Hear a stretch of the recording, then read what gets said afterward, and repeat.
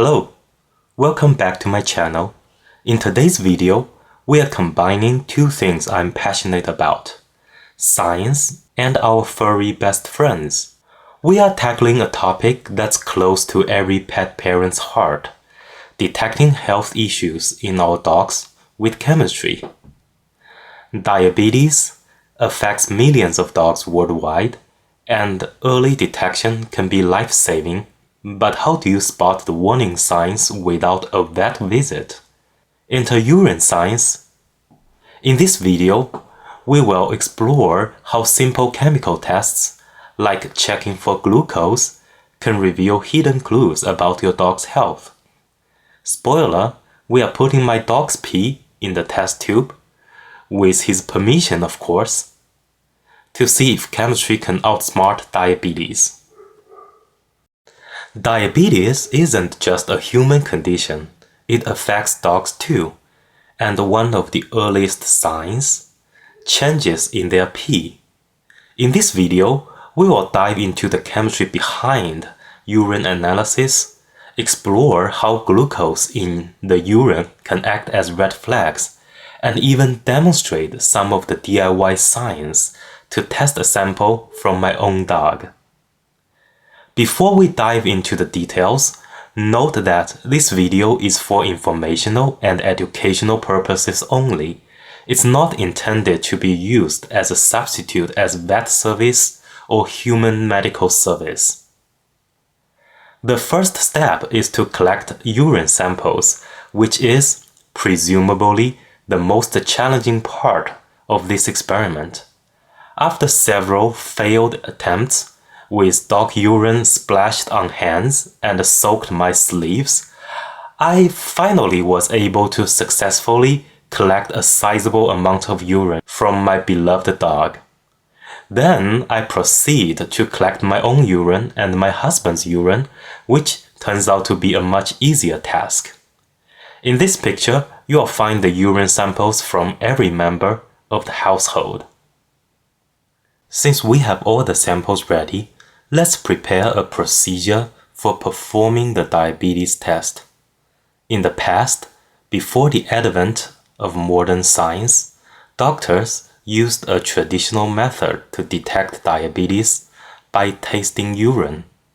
Yes, you heard that right, a tasting test.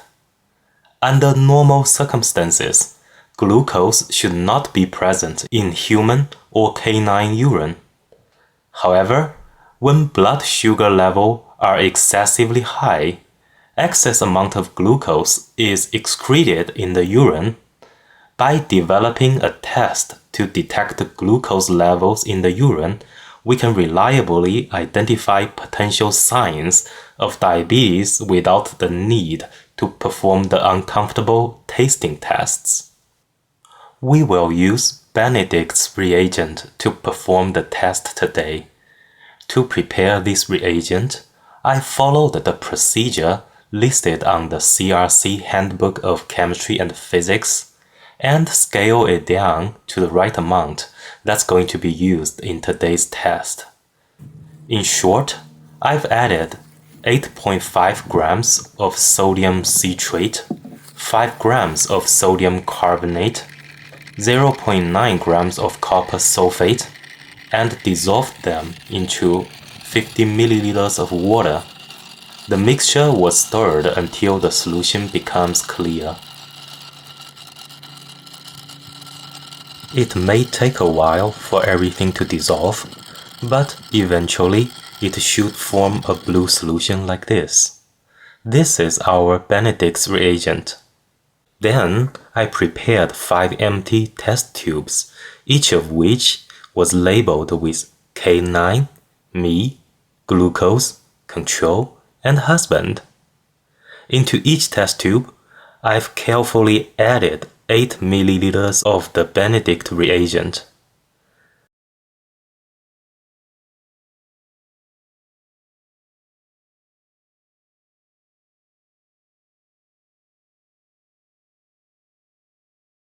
Here it comes the fun part. I had to add around 1 milliliter of urine sample to each of the test tube. Here is the urine sample from my dog. As you can tell, this isn't exactly a pleasant experience, and this experiment, just like any other science experiments, should be performed in a well-ventilated area. I was just wearing a regular face mask, but in hindsight, I should have used my laboratory-grade respirator mask.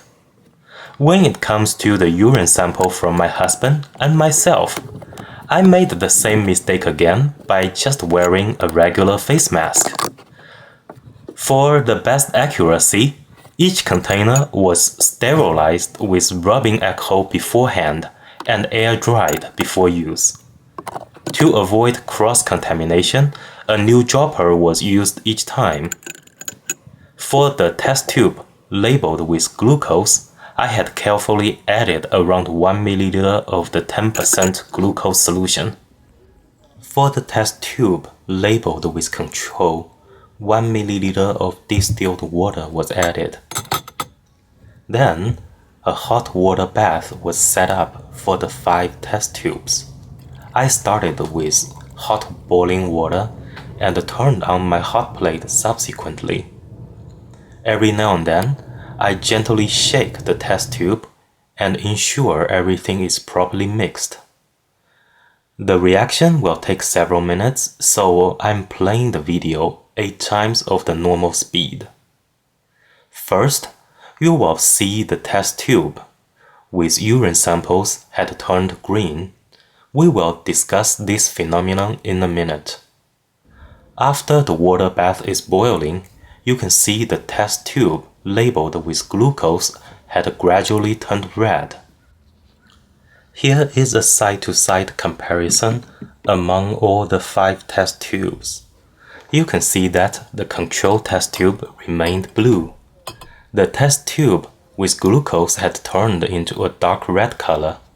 This is the sign of glucose being present. The test tubes with urine samples had all turned green. Let's examine the test results one by one. Glucose is a reducing sugar. In an alkaline environment, glucose can reduce blue copper 2 ions into red copper 1 oxide, which is insoluble in water and precipitates as a red solid. For the green color, some old literature says a green color was also a positive. And this isn't true. Latest research has demonstrated that pure solution of glucose only gives a bright red precipitate at all concentrations. The green color is a result of the presence of creatinine and histidine in the urine. An increase in concentration of creatinine tends to make the precipitate yellow. Combined with the blue color of copper, it made the solution appear green. I've added a link to this research paper in the description below. This is the final result of this test.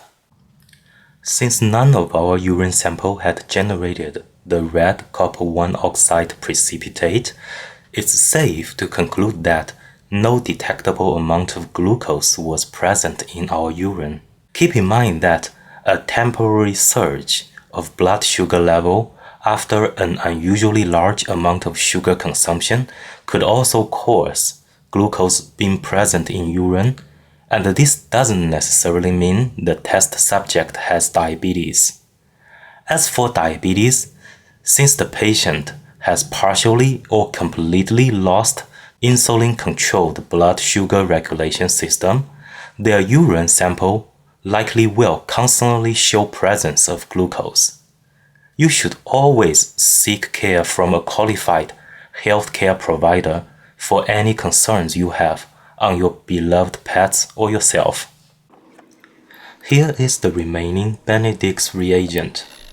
To best appreciate the science behind it, I will react it with the remaining glucose solution so we can fully appreciate the chemistry behind it. Because of it, doctors no longer have to perform tasting tests to diagnose diabetes. Nowadays, more advanced detection methods are developed so this is rarely used clinically. However, it is the scientific breakthroughs like this that will motivate us to develop new methods to detect diseases in a more efficient, reliable, and safer way. I'll play the rest of the video at 8 times the normal speed so you can appreciate the full range of color change.